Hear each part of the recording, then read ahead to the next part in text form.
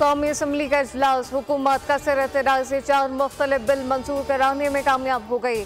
Pakistan national shipping corporation, national highway authority, Pakistan postal services management bill और Pakistan broadcasting corporation तरमीमी bill शामिल।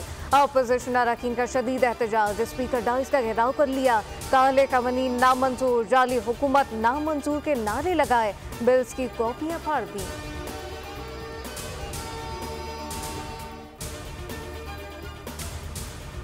और इंतखाबी mandate की वापसी, 9 मई की जुडिशल इंक्वायरी, सियासी केसेस में फेयर ट्रायल, बानी पीटीआई की सियासी जमातों से बातचीत पर मशरूत आमाद की।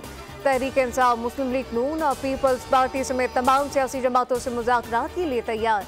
मामले पर सुप्रीम कोर्ट को खत लिखेंगे, क़यादत को जरूरी हिदायत दे दी गई। बानी पीटीआई का कहना है कि वो यह खत मुल्क को दरपेश मुश्किलात और सियासी अदम इस्तेहकाम खत्म करने के लिए लिख रहे हैं। नैब तरमीम केस की समाअत के दौरान चीफ जस्टिस काजी फॉयज ईसा ने बानी पीटीआई को सियासी जमातों से मुज़ाकरात का मशवरा दिया था। सब्सक्राइब करें और बेल दबाएं ताकि कोई खबर रह न जाए।